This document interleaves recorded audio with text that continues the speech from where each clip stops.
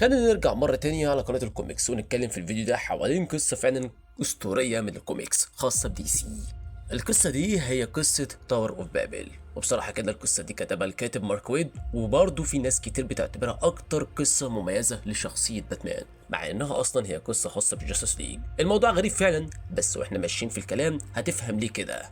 فأول حاجة بنبدأ بيها هي شخصية راس الغول، والفكرة هنا إن مارك ويد يا جماعة بيعيد تقديم شخصية راس الغول. هو بيقول لك هنا فاكرين يا جماعة الشرير ده؟ تعالوا بقى نفتكره صح المرة دي، لأن تاريخيا راس الغول عمره ما كان الشرير التقليدي بتاع أنا هخرب العالم كده وخلاص، واللي هو من غير سبب عشان خاطر أنا شرير. لا، الراجل هنا كان دايما ليه دافع، وده بصراحة اللي بيميز جدا دي سي. وهنا بقى لو هتقربوا لشرير معروف فهو شبيه بماجنيتو في مارفل، مش انك تتعاطف معاه قوي بس عنده منطق. راس الغول هنا نقدر نسميه متطرف بيئي.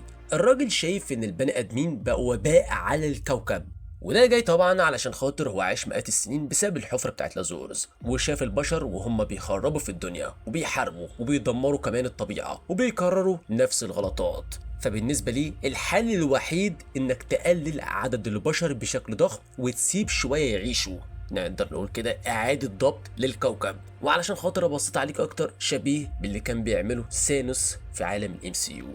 وده بقى الاساس اللي مبني عليه خطته في القصه. مارك ويد بقى بيورينا قسوه راس الغول. في خادم عنده كان المفروض ياكل النمر، ولكن من طيبته ادى النمر شوكولاته، وطبعا الشوكولاته قتلت النمر. المصيبه ان النمر ده واحد من اخر نمرين من النوع ده، وكان ممكن يرجع السلاله كلها. فلما مات السلاله دي خلاص انقرضت بشكل رسمي. فراس الغول اتجنن، مش علشان خاطر بيحب النمر، لا علشان خاطر الخادم ده مسح نوع كامل من الوجود بقطعة شوكولاتة. فاللي بيحصل بيؤمر رجالته يقتلوه بنفس الطيبة اللي عامل بيها النمر، والراجل طبعا بيترجى يا جماعة خلاص ما تقتلونيش، بس للأسف مفيش أي فايدة. ودي طريقة مارك ويد علشان خاطر يقولك بص شوف الشرير ده قاسي لدرجة إيه. بعدها بقى بنروح لمشهد راس الغول مع بنته تاليا، وطبعا اللي متابع كوميكس يعرف ان هي ام ديميان وين ابن باتمان، واللي اتولد بطريقه خلينا نقول عليها انها ما كانتش باراده باتمان قوي يعني. فراس الغول عنده هوس بباتمان، شايفه المثال الاعلى للبشر بذكائه بالخطط بتاعته بقدراته كمان. الراجل اللي قدر يقف قدام سوبرمان وهو مجرد انسان. فراس الغول مهووس بفكره ان باتمان هيكون خليفته في يوم من الايام، شايفه الوريث الطبيعي ليه، وعلشان كده طول عمره عنده هوس ان يمسك باتمان ويخليه القائد اللي بعده، الحاكم الجديد لعائلة الغول. ومن هنا بقى بنكتشف ان راس الغول ماسك ارتفاكت او مخطط غامض وناوي يستخدمه في خطة لسه مش معروف هدفها.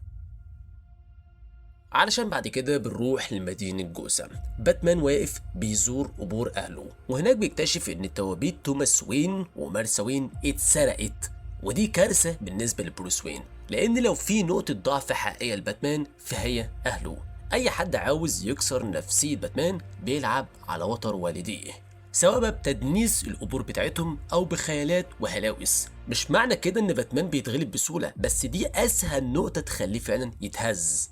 الميزة ان اللي حصل ده كان غلط ومش نوع الانتباه اللي راس الغول كان عاوزه، بس اللي حصل حصل خلاص. علشان بعد كده نرجع لمارشمان هانتر. الراجل ده مرصود من شوية رجالة باين ان هم تابع لراس الغول، بيضربوه بصاروخ في نايتس مجهرية، ومش بنعرف دي بتعمل ايه بالظبط، بس فجأة نلاقي المكان بيولع. علشان بعد كده ندخل على وندر وومن ووايلي ويست بيسيطروا فعلا على الحريق ده، وفي وسط ما هم بيتكلموا هزار وكده عادي جدا، فجأة راجل مولع بيجري قدامهم وسط الغابة. فأول انطباع مجنون أو ميتا هيومن باورز فائت فجأة ومش عارف يتحكم فيها، بس هما بيطفوا النار. والي بيستغل السرعة بتاعته. بيكتشفوا إن اللي كان بيجري ده هو نفسه مارشمان هانتر، وطبعا اللي يعرف الشخصية يعرف إن النار هي نقطة ضعفه طبعا زي الكريبتونيت كده عند سوبرمان. علشان كده الطريقة الأكيدة لتعطيله إنك تولعه. بعد كده ننتقل من المريخي ونروح للأمم المتحدة، وده جزء مهم حتى لو مش الأهم. في اللحظة دي في دولتين على وشك إعلان الحرب، لسه ما خدوهاش رسمي بس الوضع فعلا على الحافة. البلدين دول مش ناقصين غير حد يغلط غلطة صغيرة علشان خاطر الحرب تولع في ثانية. وهم بيتكلموا في الاجتماع فجأة بيدخل عليهم أكوامان وبلاستيك مان. طبعا أكوامان معروف، بس لازم نوضح حاجة، ده مش أكوامان بتاع السبعينات اللي بيكلم السمك، يعتبر النسخة دي جامدة جدا، شخصية تقيلة ولها شعبية كبيرة وقت صدور القصة. اما بالنسبة لبلاستيك مان، الناس هنا بقت تزعق، بس الصراحة هو النسخة بتاعت دي سي من ريد ريتشاردز بتاع مارفل غصب عن اي حد، وده طبعا واضح للجميع. انا مش بجيب حاجة من دماغ، انت تشوف ده وتشوف ده تلاقي الاتنين يعني شبيهين جدا ببعض. فهو اسمه باتريك براين، ومش راجل بلاستيك حرفيا، بس جسمه شبيه بالبلاستيك السائل شويه، لا هو سائل كامل ولا حتى صلب، نقدر نقول كده حاجه ما بين البنين. القصة انه نتج عن تجربة علمية فشلت، وبقى عنده القدرة انه يتمدد ويتكسر ويتكور كمان، ويغير شكل جسمه لأي هيئة هو عاوزها. واحنا معاهم فجأة نفس رجالة راس الغول اللي هجموا على جون جونز بيهجموا عليهم برضه. بلاستيك مان بيحول ايده لقفازات ملاكمة وبيبدأ يضرب، واكوامان بيدي ضرب هو كمان، بس في نص المعركة هنا بلاستيك مان بيتجمد حرفيا. وهنا الفكرة، البلاستيك لما بيتجمد بينشف، ولو اتخبط إيه اللي هيحصل له؟ هيتكسر، وده بالظبط اللي بيحصل. شكله كده يعتبر اتفتت حرفيا. والاغرب هنا ان هما بيرشوا اكوامان ميه، واول ما الميه تلمسه بيهيج ويصرخ ويجيله ذعر شديد، وده شيء غير منطقي. ده يا جماعه راجل بيعيش في الميه، ازاي فجاه يخاف منها؟ كل الاسئله دي هنجاوبها كمان شويه، علشان بعد كده نرجع للواتش تاور. سوبرمان بيحلل جلد المريخي، عاوز يعرف ده سببه ايه، وبيكتشف ان جسمه كان متغطي بالنانايتس فيه اثار مغنيسيوم، والمغنيسيوم زي ما احنا عارفين يلمس شرارة بيولع فورا، يعني مجرد ما النانايتس دي اتفاعلت مع جلده اتحرق على طول. علشان بعد كده نرجع مرة تانية لأكوامان وبلاستيك مان، ونشوف والي ويست ووندر وومن جايين يساعدوهم. والي بسرعته الخارقة بيلم تاني أجزاء بلاستيك مان ويعيد تجميعه، وبيرجعوهم كلهم للواتش تاور. سوبرمان في الوقت ده بيحاول يتواصل مع باتمان يشوف حصل له هجوم، فاهم اللي بيحصل، ولكن باتمان وقتها كان في نص معركة مع شوية مهاجمين بيفشخهم حرفيا. سوبرمان بيسأله انت عارف مين اللي بيهاجمنا؟ باتمان بيرد معرفش. سوبرمان بيقول مفيش حد مات، بس واضح ان في حد بيستهدف اعضاء الجاستس ليج واحد ورا التاني. وخد بالك هنا من ملاحظه مهمه جدا، باتمان اصلا مش متفاجئ قوي بالكلام ده، وده لعب من مارك ويد، لان باتمان هنا هو عنده احسن بوكر فيس في العالم. يعني كم مره مثلا شفناه بيعبر؟ قليل جدا لما تشوف باتمان ملامح وشه مثلا بيتعبر بيها عن حاجه معينه. باتمان دايما بارد، انما بروس وين هو اللي عنده شخصيه وتعبير. وعلى فكره يعني بالمناسبه كده وانا بتكلم، القصه دي اصلا كانت المفروض تتعمل فيلم لايف اكشن تقدم معانا في يوم من الايام عالم دي سي، ولكن للاسف القصه دي او الفيلم اتلغى في النهايه وما اتعملش. ولو عايز تعرف بقى القصه كانت ممكن تبقى عامله ازاي، هتلاقيني اتكلمت عليها قبل كده على قناه دي سي. طيب المهم نكمل مره تانية. الواضح هنا اكتر ان باتمان دلوقتي مش مركز مع جاستس ليج، الراجل مهووس يدور على توابيت اهله، فمش فارق معاه اي هجمات بتحصل على اصحابه، وده شيء في نفس الوقت عيب وميزه، وهنفهم ليه برضه بعدين. في الواتش تاور والي ويست ووندر وومن بيحاولوا يفهموا مين اللي بيهاجمهم، وبيقولوا ان اللي كان بيهاجم اكوامان وكمان بلاستيك مان قدر يحدد مكانهم، وده معناه انه ممكن يهاجمهم تاني، بس مضطرين يمشوا يسيبوا بلاستيك مان تحت رعاية أكوامان. وأكوامان رغم إنه متأثر لكنه برضه خطير وقدرته لسه عالية، وهدفهم دلوقتي يوصلوا لجرين لانترن كايل راينر. نرجع تاني لراس الغول، بنلاقيه بيستخدم برج ضخم، ومش فاهمين لحد دلوقتي هو بيعمل بيه إيه أصلا، بس الواضح جدا إن هو مركز في حاجة زي دي. اما بقى لما بنرجع للسوبرمان وبالتحديد للديلي بلانيت، ودي حركه عبقريه بصراحه من الكاتب، معلش يعني هي بتفكرك ان السوبرمان مش بيعرف كل حاجه. ايوه هو عنده قوه خارقه وعقل رهيب جدا، بس مش موجود في كل مكان. وهنا بيجي دور كلارك كينت الصحفي، لان من خلال شغله بيقدر يوصل لمعلومات واحداث ما كانش هيلحقها وهو بيطير ورا الجرائم. وهو بقى في الديلي بلانيت بيشوف لو في فيديوهات او اخبار ممكن تكشف مين اللي بيهاجمهم، لكن هو بيتكلم مع بيري وايت، الراجل بيرمي ليه جورنال. سوبرمان بيبص هنا على الجورنال، الكلام كله ملخبط ومش مفهوم، حروف متبعتره، كلمات ملهاش معنى. اول فكره يمكن ده تاثير على السوبرمان نفسه، بس المفاجاه هنا الموضوع مش عند سوبرمان فقط، ده عند كل البشر، كل الناس في الكوكب مش عارفين اصلا يقراوا الكلام ده، وتحس ان الكلام كله بقى هبد. فبعد اللي حصل بنرجع لوندر وومن ووالي ويست وهم رايحين لشقة كايل راينر. المشكلة ان هم مش عارفين يقراوا ارقام الشقق اصلا، فداخلين يعندوا الحظ، بس الحمد لله اخيرا يعني قدروا يوصلوا للعنوان الصح. بيدخلوا هنا ويلاقوا كايل قاعد ساكت ما بيعملش اي حاجة، ويكتشفوا في النهاية ان هو اصلا اتعمى تماما، مش شايف حاجة خالص قدامه. وهنا لازم نقف دقيقة ونتكلم عن كايل راينر علشان خاطر جمهور الجرين لانترن طبعا بيغير. كايل هنا بيعتبر تاني أشهر جرين لانترن بعد هال جوردن، وفي ناس بتقول جون ستيوارت حسب الجيل.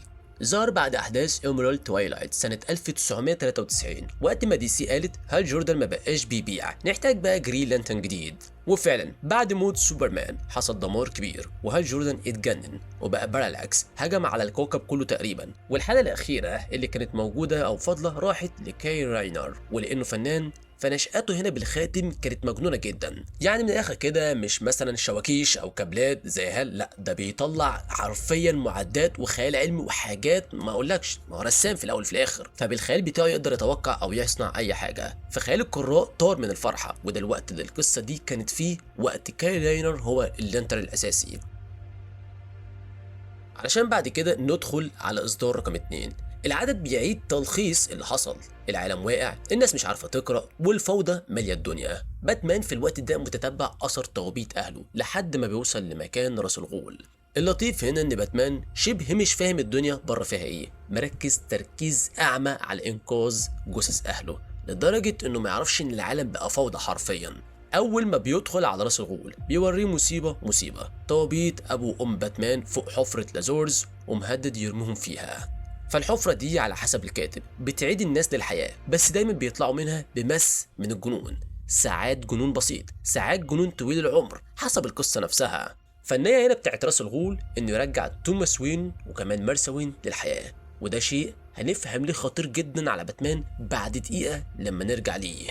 بس دلوقتي خلينا نروح مرة تانية للجرين لانترن كايل راينر. فبالنسبة هنا للوضع بتاعه محدش عارف بالظبط ايه اللي حصل ليه. ديانا برينس والي ويست شايفين ان حد هاجم كايل وعماه فعلا بعد ما هاجم عليه، لكن كان نفسه بيقول لا ده ما حصلش. اللي حصل بكل بساطة هو صحي من النوم لقى نفسه مش قادر يشوفه خلاص، مفيش اي هجوم حصل عليه. وفي نفس الوقت بنعرف ان اكوامان بدأ يربط الاحداث ببعض ويستوعب ازاي الناس دي قدرت توصل ليهم. فضل قاعد يتكلم نفسه كده لحد ما يتواصل مع والي ويست وديانا برينس، وبيقول لهم ان في نوع من التكنولوجيا او جهاز ما قدر يلقط ترددات الجاستس ليج. وعلى فكره التردد ده هو اللي الاعضاء بتوع الفريق بيعرفوا بيه بعض، زي شبكه اتصال خاصه بيهم محدش المفروض يقدر يدخل عليها. بس واضح ان قوات راس الغول قدروا يقتحموا التردد ده وبقوا متابعينهم زي جهاز تتبع بالظبط، ويقدروا يحددوا مكان كل عضو في الجاستس ليج ويوصلوا له فورا. وفعلا الجنود بيدخلوا الشقة على كايل راينر وكمان والي وكمان وندر وومن وبيهجموا عليهم. بنروح بعدها لسوبرمان وهو في المدينة، وهناك بيلاقي الدنيا بتضيع حرفيا، الناس مش عارفة تقرأ، فكل حاجة خارجة عن السيطرة. وساعتها وهو بيحاول يقلل الخسائر على قد ما يقدر، وفي نفس الوقت اللي الفريق محتاج فيه معلومات بيتواصلوا في النهاية مع أوريكل. واللي مش عارف أوريكل هنا هي باربرا جوردن، وده كان وقت قمة شهرتها كشخصية بعد ذا كيلينج جوك، لما الجوكر شلها بطلت تكون باد جيرل وبقت هي العقل اللي ورا الفريق كله، بقت شبكة المعلومات بتاعت الجاستس ليج والبات فاميلي. باربرا هنا وهي بتحلل اللي حاصل قالت اليوم ان الناس مش بتتجنن ولا حاجه، لا في اشاره غريبه بتذاع للعالم كله بتغير طريقه عمل مراكز اللغه في المخ، وده اللي خلى البشريه كلها مش قادره تقرا بشكل طبيعي. والمصيبه هنا بقى ان ده كله مش مجرد لخبطه، دي كارثه عالميه. الجيش مش عارف الاوامر اللي قدامه معناها ايه، ان كان دوريه ولا ضربه نوويه، الدكاتره مش عارفين حاله المرضى، لسه خارج من عمليه ولا داخل على عمليه، قلب ولا كبد، كل حاجه بتنهار حرفيا. فبنرجع مره تانية للشقه بتاع كايل، ووندر وومن بتتضرب من كائن خارق، فبتدخل في قتال بكل قوتها، بس بنكتشف ان مفيش حد في الحقيقه، دي شريحة واقع افتراضي متركبة في دماغها بتخلي عقلها يشوف عدو مش موجود أصلا وهي بتحارب وهم. وتخيل معايا كده الشريحة بتاعت ايلون ماسك لو حصلت فعلا والموضوع بقى واقعي، يا على الكوارث اللي هتحصل. فنرجع لكايلو كمان فلاش، وبسبب ان فلاش شخصية بتتحرك بسرعة خيالية لدرجة ان في قصص والي ويست فيها جري أسرع من الكون نفسه. فالسؤال هنا بيكون ازاي توقف واحد سرعته كده، واحد مخه وجسمه بيفكر ويتحرك اسرع من اي حاجه ممكن تحصل. اللي عملوه ان هم ضربوه بجهاز بقى بيخليه ايه يدخل في نوبات صرع بسرعه الضوء، وده فعليا بيطفي جسمه بالكامل. طب ليه بسرعه الضوء؟ لان لو فعلا النوبات دي بتحصل بسرعه عاديه، فلاش كان بكل بساطه جدا هيقدر يتصرف في الفترات الصغيره بين كل نوبه والتانيه، يجري ويعدي خلال اجسام، يعمل اي حاجه قبل ما الاشارات العصبيه تاثر عليه. يعني لو عقله بيبعت نوبه كل 3 ثواني، فلاش في الثلاث ثواني دول يقدر يعمل 1000 حاجة حرفيا بسبب السرعة بتاعته زي ما احنا عارفين، ولكن هنا دي بتحصل معاه بسرعة الضوء، نفس السرعة اللي هو ممكن يتحرك بيها، جسمه يبقى مقفول تماما. فالكاتب هنا بيقول لنا بشكل بسيط فلاش خارج اللعب تماما. علشان بعدها بنرجع بقى للمدينة بتاعت متروبوليس، وهنا بنشوف واحدة من الحاجات اللي دايما الناس بتنتقد بيها شخصية سوبرمان، انه قوي لدرجة ساعات صعب تلاقي ليه مشكلة ما يعرفش يحلها.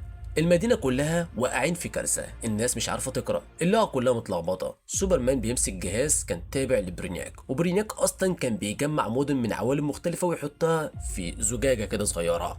سوبرمان كان محتفظ بجهاز من الأجهزة بتاعته بعد آخر معركة بينهم، فبيبرمجه بطريقة جديدة علشان خاطر يشوش الإشارة اللي بتبوظ مراكز اللغة في مخ البشر، وبكده متروبوليس ترجع لطبيعتها شوية. وده مثال على ان سوبرمان ساعات يقدر يحل اي حاجه بمنتهى السهوله، ولكن هنا بقى الكاتب مجهز لنا ان في حاجات سوبرمان مش هيقدر اصلا يعملها، وبرضه دي من ضمن الحاجات اللي هنشوفها بعدين. لما نرجع بقى مره تانية للشقه بتاع كاي راينر، وهناك مارك ويد بيورينا نقطه مهمه جدا.